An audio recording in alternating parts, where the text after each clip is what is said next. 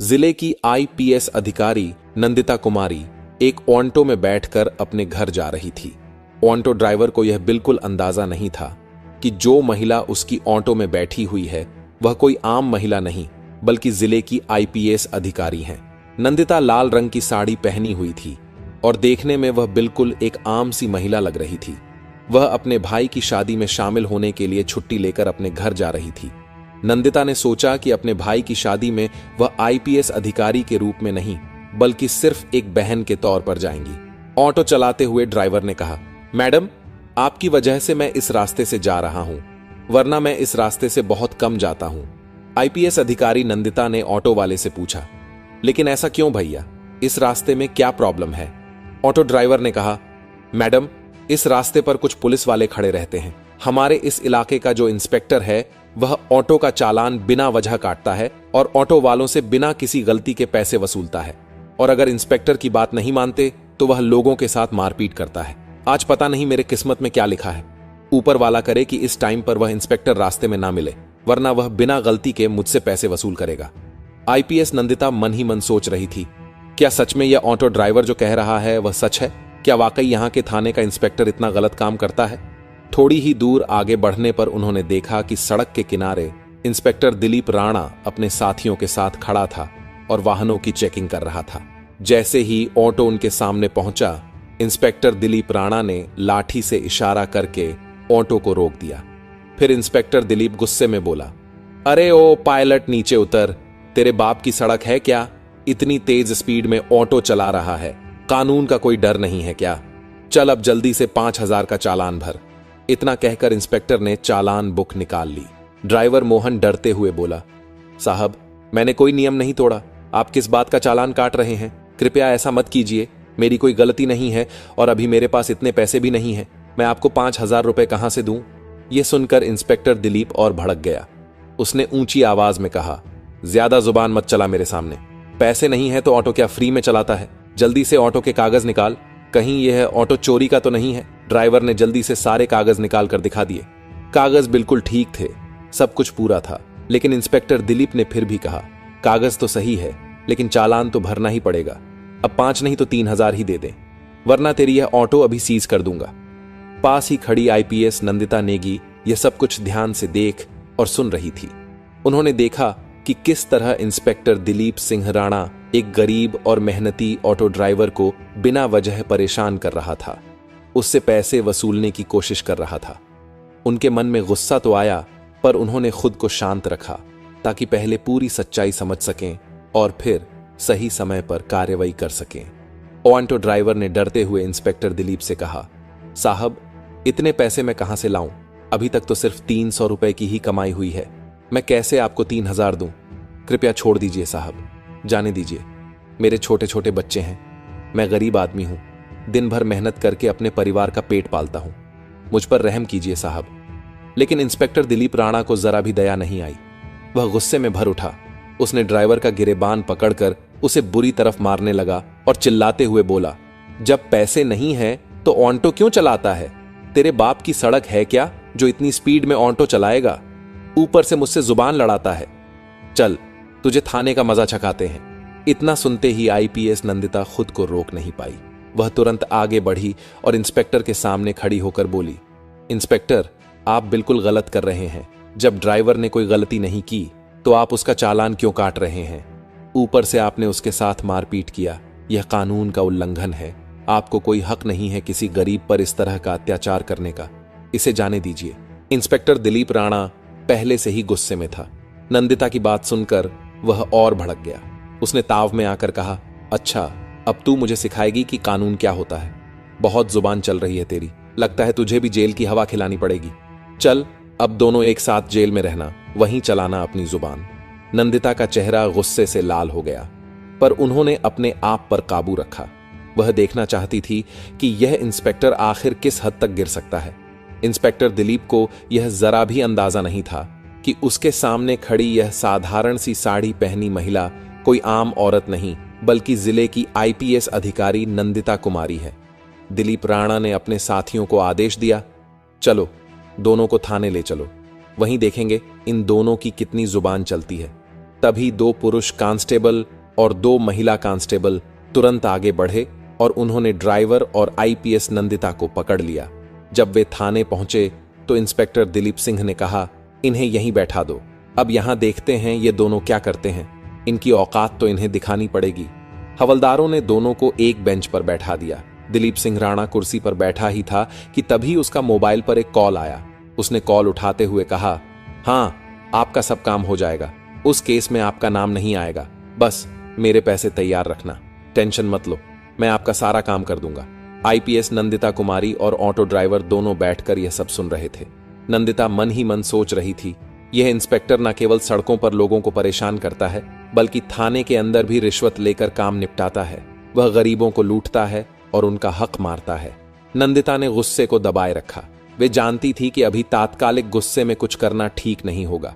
असली मुकाबला सबूतों और सही तरीके से करना है, ताकि पूरा पुलिस प्रशासन और शहर यह देख सके। वे अंदर से योजना बना रही थी कि किस तरह इसे सबके सामने बेनकाब और उजागर किया जाए। पास बैठा ऑटो ड्राइवर परेशान था। वह अपने घर और बच्चों की चिंता कर रहा था। नंदिता ने उसकी तरफ देखा और शांत स्वर में कहा, आप घबराइए मत, यह इंस्पेक्टर आपका कुछ नहीं कर पाएगा, मैं आपके साथ हूं, मैंने सब देख लिया है और मैं इसे बेनकाब करूंगी। आप निश्चिंत रहें, आपकी कोई गलती नहीं है, आप सुरक्षित हैं। मैं कोई आम महिला नहीं हूं, मैं आईपीएस अफसर नंदिता कुमारी हूं। मैं इस इंस्पेक्टर के सारे काले कामों का पता लगा रही हूं, इसलिए अभी चुप रहकर सब देख रही हूं, फिर सब साफ करके इसकी औकात लोगों के सामने दिखाऊंगी। यह सुनकर ऑटो ड्राइवर को थोड़ा सुकून मिला। उसने एक गहरी सांस ली और बोला, क्या आप सच में आईपीएस मैडम हैं? लेकिन जब मेरे साथ यह सब हो रहा था तो आपने कुछ क्यों नहीं कहा? मुझे बचाया क्यों नहीं? आप कहीं झूठ तो नहीं बोल रही हैं या आप इन लोगों से मिली हुई तो नहीं है? ड्राइवर थोड़ा घबराया हुआ था। नंदिता ने उसे शांति से भरोसा दिलाया, नहीं, मैं इन लोगों से नहीं मिली हूं, मैं सच में इस इंस्पेक्टर को बेनकाब करने के लिए चुप बैठी हूं। बस मैं देख रही हूं कि यह इंस्पेक्टर और कितने गलत इलीगल काम करता है, इसीलिए अभी चुप हूं, वरना चाहूं तो इसे तुरंत सस्पेंड भी करवा सकती हूं। तुम थोड़ा इंतजार करो, फिर देखो आगे मैं इसका क्या हाल करती हूं। कुछ देर बाद इंस्पेक्टर दिलीप राणा अपने कैबिन में चला गया। फिर उसने एक हवलदार को बुलाया और कहा, उस ऑटो ड्राइवर को बुलाकर लाओ। हवलदार तुरंत बाहर गया और ड्राइवर से बोला, साहब ने आपको अंदर बुलाया है। यह सुनकर ड्राइवर डर गया, मगर कोमल ने उसे हिम्मत दी और कहा, तुम परेशान मत हो, जो भी होगा मैं सब देख लूंगी। वह इंस्पेक्टर के पास गया। इंस्पेक्टर राणा ने ड्राइवर को देखकर हंसते हुए कहा, देख, अगर तुझे तेरी ऑटो बचानी है तो तुझे 3000 रुपए तो देने ही होंगे, वरना मैं तेरी ऑटो सीज कर दूंगा। ऊपर से तू मेरा दुश्मन भी बन जाएगा। पूरे इलाके में मेरा ही राज चलता है, मैं जो चाहूं वह कर सकता हूं। मुझसे टक्कर मत लेना, जो मैं कह रहा हूं वही कर। जल्दी से 3000 चालान भर दे। ड्राइवर का दिल जोर से धड़कने लगा। वह रोते हुए बोला, सर ऐसा मत कीजिए, मेरा हाल देखिए, अभी मेरे पास इतने पैसे नहीं हैं, मैं आपको 3000 रुपए कैसे दूं? प्लीज मुझे छोड़ दीजिए, मेरे घर में छोटे छोटे बच्चे हैं, मैं उन्हें क्या खिलाऊंगा? इंस्पेक्टर गुस्से में बोला, देख, मैं तेरी कोई भी बात नहीं सुनूंगा, पैसे दे, वरना तू बर्बाद होगा, तेरे परिवार को भी नुकसान होगा। अब पैसे तो तुझे देने पड़ेंगे। डर की वजह से ड्राइवर ने झट से जेब से 2000 रुपए निकालकर इंस्पेक्टर को दे दिए और कहा, मेरे पास बस इतना ही है, प्लीज ये रख लीजिए और मुझे जाने दीजिए। इंस्पेक्टर पैसे लेते हुए बोला, ठीक है, जा बाहर जाकर बैठ जा, और अब उस औरत को भेज जो तेरे साथ आई थी। ऑटो ड्राइवर बाहर आया और बोला, मैडम, अब साहब आपको बुला रहे हैं। नंदिता बिना झिझक उठी और अंदर चली गई। इंस्पेक्टर दिलीप राणा ने पूछा, नाम क्या है तुम्हारा? नंदिता ने आत्मविश्वास भरी आवाज में कहा, मेरे नाम से आपको क्या मतलब है? आप अपनी बताइए, आपने किस लिए बुलाया है? इंस्पेक्टर हैरान रह गया। उसे विश्वास नहीं हो रहा था कि एक आम औरत इतनी हिम्मत और आत्मविश्वास के साथ उससे इस तरह बात कर रही है। वो बोला, देखो, ज्यादा अकड़ मत दिखाओ, हमारे पास हर अकड़ की दवा है, अभी 2 डंडे पड़ेंगे तो सब अकड़ निकल जाएगी। अगर घर जाना है तो जल्दी से 2000 निकालो, वरना जेल की हवा खानी पड़ेगी। नंदिता ने बेखौफ होकर जवाब दिया, मैं आपको 1 रुपया भी नहीं दूंगी, मैंने कोई गलती नहीं की है। आप मुझसे किस बात के पैसे मांग रहे हैं? बिना वजह आपको पैसे देने का क्या मतलब? आप कानून का पालन कर रहे हैं या खुद कानून तोड़ रहे हैं? आपने जो यह वर्दी पहनी है उसका मतलब क्या? सिर्फ गरीबों को डराना है, उनसे पैसे ऐंठना है, क्या यही आपकी ड्यूटी है? यह सुनकर इंस्पेक्टर दिलीप राणा भड़क गया। उसने गुस्से में हवलदार को बुलाया और चिल्लाते हुए कहा, अभी इस औरत को जेल में बंद करो। हवलदार ने आदेश मानते हुए आईपीएस मैडम को लॉकअप में डाल दिया। किसी को भी इस बात का अंदाजा नहीं था कि आज जो कुछ हो रहा है उसके नतीजे कितने गंभीर होने वाले हैं। नंदिता बिना कुछ बोले शांत खड़ी रहीं। उनकी आंखों में गुस्सा नहीं बल्कि दृढ़ निश्चय झलक रहा था। कुछ देर बाद थाने के बाहर एक पुलिस की गाड़ी आकर रुकी। गाड़ी से आई एएस हितेश कुमार मीणा बाहर निकले। उनके चेहरे पर गुस्सा साफ झलक रहा था। वे सीधे थाने के अंदर गए और एक हवलदार से बोले, सुना है यहां किसी औरत को लॉकअप में बंद किया गया है। हवलदार थोड़ा अटक कर बोला, हां सर, लेकिन क्या हुआ है? तभी अंदर से इंस्पेक्टर दिलीप राणा बाहर आया और बोला, कौन है रे, क्या बात है? हितेश कुमार ने उसे देखते हुए कहा, सुना है तुमने किसी औरत को लॉकअप में डाल दिया है, मुझे वो देखनी है। दिलीप राणा बोला, हां डाला है, चलिए दिखाता हूं। इतना कहकर इंस्पेक्टर दिलीप अधिकारी हितेश कुमार को लेकर लॉकअप के पास गया। उसे जरा भी पता नहीं था कि अब जो होने वाला है वह उसकी जिंदगी का सबसे बड़ा झटका बनने वाला है। लॉकअप में बंद महिला को देखकर हितेश कुमार चिल्ला उठा, ये तुमने क्या किया? तुम्हें पता है ये कौन है?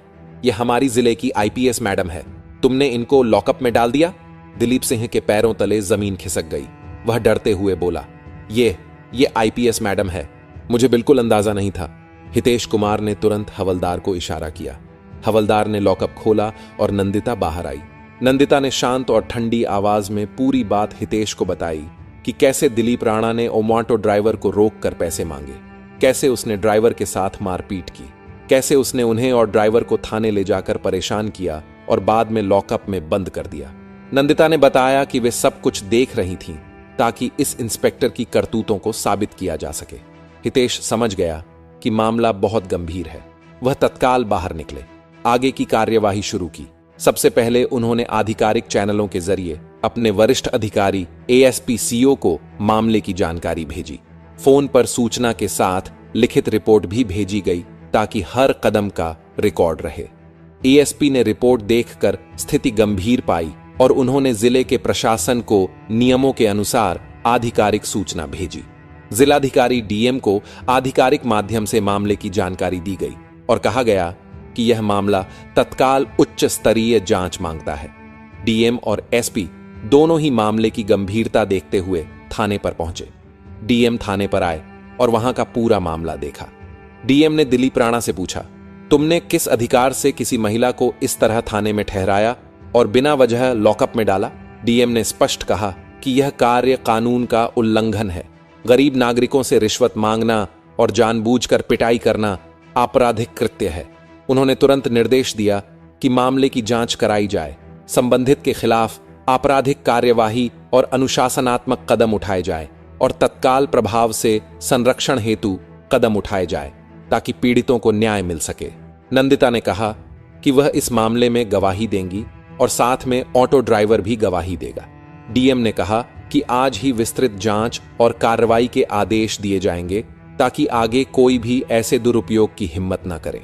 डीएम ने तुरंत संबंधित एएसपी और विजिलेंस विभाग को निर्देश दिए कि वे मामले की पूरी जांच करें।